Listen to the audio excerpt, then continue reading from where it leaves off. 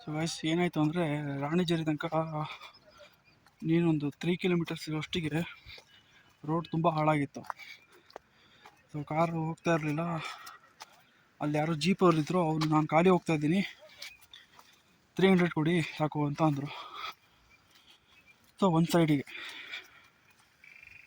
300 ಕೊಟ್ಟು ಈಗ ಬೀಗ್ ತನಕ ಬಂದಿದ್ದೀನಿ. ಮೇ ಬಿ ಮೈದಾಡಿ ಕ್ಯಾನ್ಸಲ್ ಮಾಡ್ತೀನಿ, ಯಾಕಂದರೆ ಇಲ್ಲಿ ಟೈಮು ಸುಮಾರು 4:40 ಸೊ ನಾನು ಕಳ್ಸೋಕ್ಕೆ ಬೇರೆ ಹೋಗಿ ಎಲ್ಲೂ ನಿದ್ದೆ ಮಾಡಿಲ್ಲ, ನೈಟ್ ಶಿಫ್ಟ್ ಮಾಡಿ. ಸೊ ಮಸ್ತುಂಟು ಜಾಗ ನೋಡಿ. ಇದು ಸೊ ಅವನು ಬಿಟ್ಟು ಹೋದ ನನಗೆ. ಈಗ ಮತ್ತೆ ಲೈಕ್ ಅವ್ರು ಇನ್ನೊಂದು ಟ್ರಿಪ್ ಏನೋ ಕರ್ಕೊಂಬರೋದಿದೆಯಂತೆ. ಸೊ ಅದಕ್ಕೆ ಬರ್ತೀನಿ, ಅವಾಗಾದರೆ ಮತ್ತೆ ಇನ್ನೂ ಎಕ್ಸ್ಟ್ರಾ ಅಂತ ಅಂದರು. ಬಟ್ ರೋಡ್ ಮಾತ್ರ ಭಯಂಕರವಾಗಿತ್ತು, ಸೀನರಿ ಮಾತ್ರ ಅದ್ಭುತವಾಗಿದೆ. ಆರಾಮುಂಟು ನೋಡಿ. ನಿಮ್ಗೆ ಅದು ಕ್ಯಾಮ್ರಾದಲ್ಲಿ ಅದು ಎಷ್ಟು ಲೈಕ್ ರಿಯಾಲಿಟಿ ಏನೋ ಏನು ಹೇಳ್ತಾರೆ ಅದಕ್ಕೆ ಜಸ್ಟಿಫಿಕೇಶನ್ ಸಿಗ್ತಿದ್ದೆ ಗೊತ್ತಿಲ್ಲ ಬ್ಯೂಟಿಗೆ. ಐ ಮೀನ್ ನನ್ನ ಬ್ಯೂಟಿಗಲ್ಲ, ನೇಚರ್ ಬ್ಯೂಟಿಗೆ.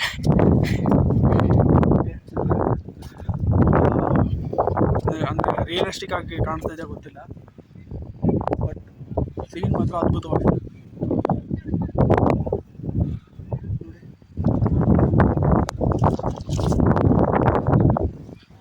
ಸೊ ಇನ್ನೂ ಅಲ್ಲಿ ತನಕ ಹತ್ಬೇಕು ನಾನು, ಪೀಕ್ ತನಕ.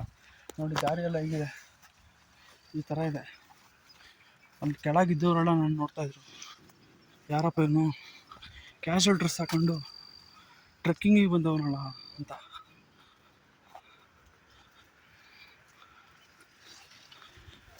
ಅಪ್ಪ ದೇವ್ರೆ, ಇನ್ನಿದನ್ನು ಎಲ್ಲೂ ಹಾಕೊಳ್ಳೋಕ್ಕೂ ಬರಲ್ಲ ಡ್ರೆಸ್, ಹಂಗಾಗಿ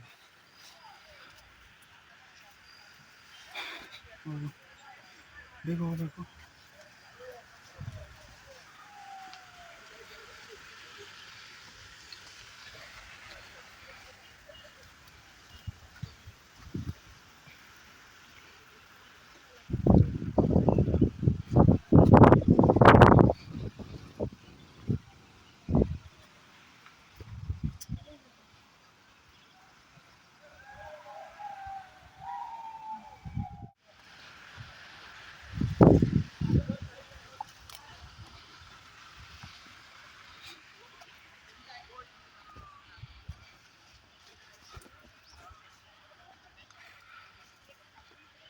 ಸೀರಿಯಸ್ಲಿ ಅಲ್ಲಿ ಮೇಲೆ ಹತ್ತಕ್ಕಾಗತ್ತೆ ಎಲ್ಲ ಗೊತ್ತಿಲ್ಲ ನನಗೆ.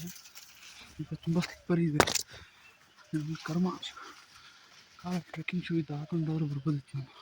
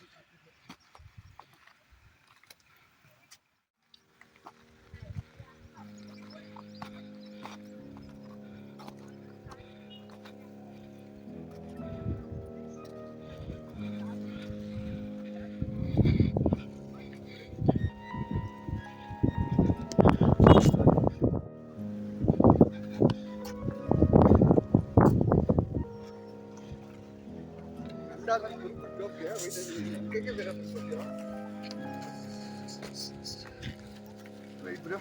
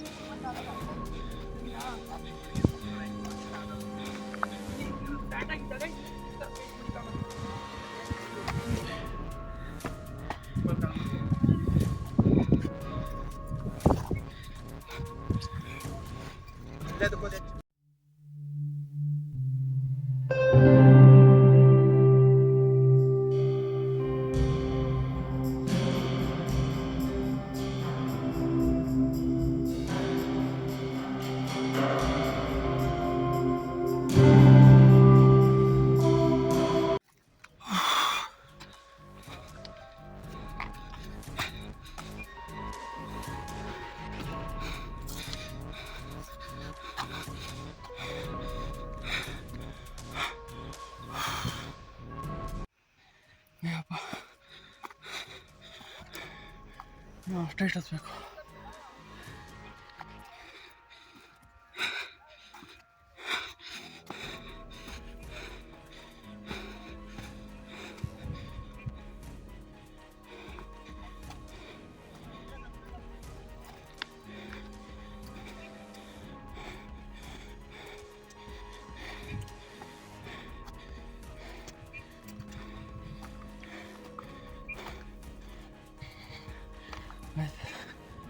ಇಷ್ಟ ಹೋಗ್ತೀನಿ.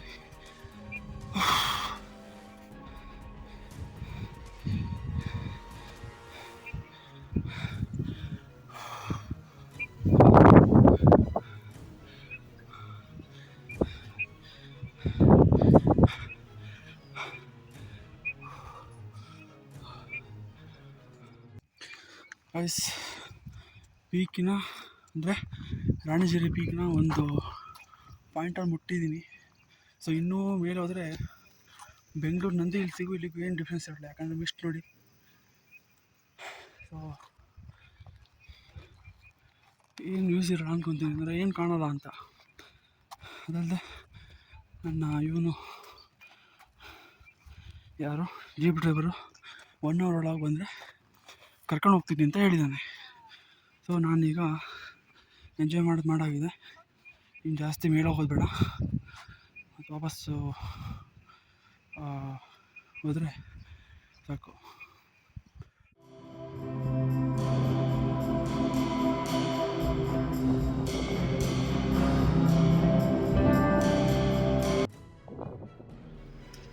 ಸೀನ್ ಏನು ಅಂದರೆ, ಜೀಪ್ ಡ್ರೈವ್ ಕರ್ಕೊಂಬಂದುಬಿಟ್ಟು ಅವರಿಗೆ ಕಾಲ್ ಮಾಡೋಕ್ಕೆ ನೋಡಿದೆ, ಆಗಿಲ್ಲ.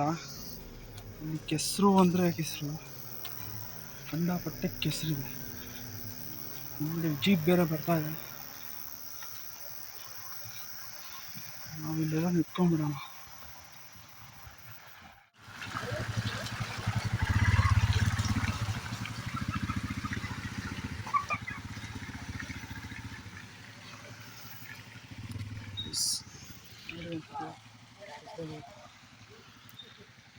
ಶೋ ಏನಕ್ಕೂ ಬರಲ್ಲ, ಬಂಗಾರದಂಗೆ ಟ್ರೆಕ್ಕಿಂಗ್ ಶೂ ತೊಗೊಂಡಿದ್ದೆ, ಅದನ್ನೂ ಬಿಟ್ಟು ಬಂದೆ. ಈಗ ಹೆಚ್ಚು ಕಮ್ಮಿ ಒಂದು 2 ಕಿಲೋಮೀಟ್ರು ನೇರ ನಡಿಬೇಕು. ಈಗ ಸುಮಾರು 5:30 ಟೈಮು.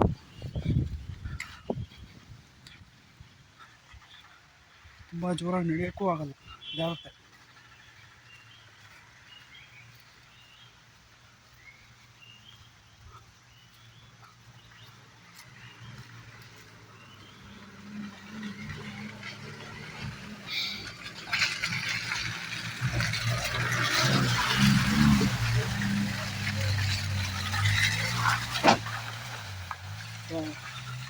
ಎಲ್ಲ ಆಫ್ ರೋಡಿಂಗ್ ಮಾಡ್ಕೊಂಡು ಹೋಗ್ತಿದ್ದಾರೆ. ಬಟ್ ಕೆಲವು ಗಾಡಿ ಹೋಗ್ತಾ ಇದೆ, ಅದು ಹೆಂಗೆ ಹೋಗ್ತಾ ಇದೆ ಅಂತಲೂ ಗೊತ್ತಾಗ್ತಾ ಇಲ್ಲ ನನಗೆ. ಲೈಕ್ ವ್ಯಾಗ್ನರ್ ಇಟ್ಕೊಂಡ್ಬಂದಿದ್ದಾರೆ ಗಾಯ್ಸ್.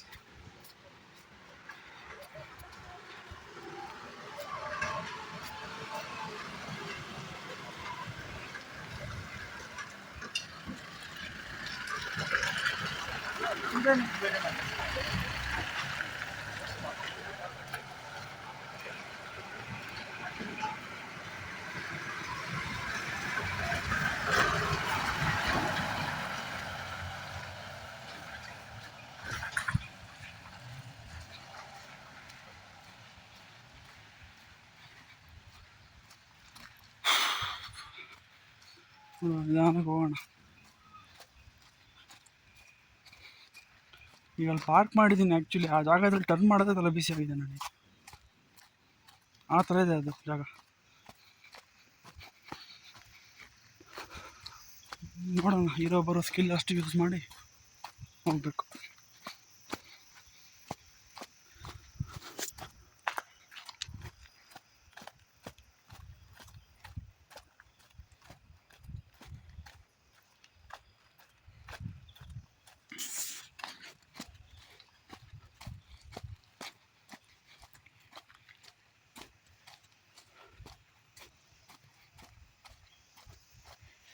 ಬಟ್ ಆ ವ್ಯೂಸ್ ಮಾತ್ರ ಭಾಳ ಇದೆ ನೋಡಿ, ಏನು ಚೆಂದಿದೆ.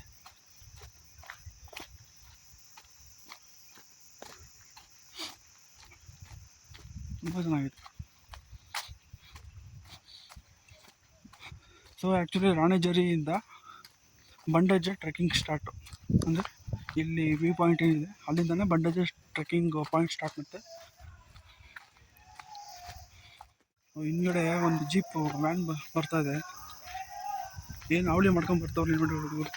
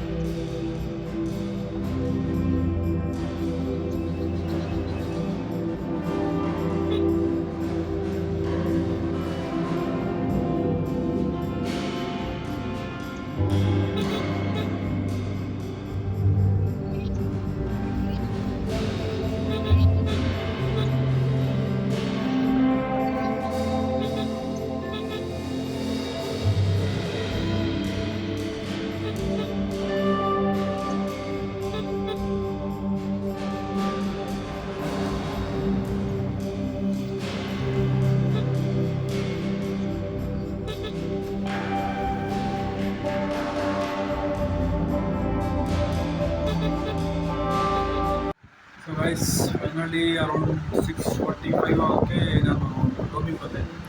ನನಗೆ ಚೆಕ್ಕಿನ ಕಲ್ಸದಲ್ಲಿ ರೂಮ್ ಮಾಡಿದ್ದು 10 ಮಿನಿಟ್ಸ್ ಬ್ಯಾಕ್ ನಾನು ಊಟ ಮಾಡ್ಕೊಂಡು ಬಂದೆ. ಆ್ಯಕ್ಚುಲಿ ಬಾಡಿ ಏನಂತಾರೆ, ಬಾಡಿ ರೆಸ್ಟ್ ಮಾಡು ಅಂತ ಹೇಳ್ತಾ ಇದ್ದು, ಮೈಂಡು ಊಟ ಮಾಡು ಅಂತ ಹೇಳ್ತಾ ಇತ್ತು. ಎರಡು ದ್ವಂದ್ವದಲ್ಲಿ ಸಿಕ್ಕಾಕೊಂಡ್ಬಿಟ್ಟಿದ್ದೆ. ಆಮೇಲೆ ಮೈಂಡಿನ ಮಾತು ಕೇಳಿ ಊಟ ಮಾಡೋಕ್ಕೆ ಹೋಗಿದ್ದೆ.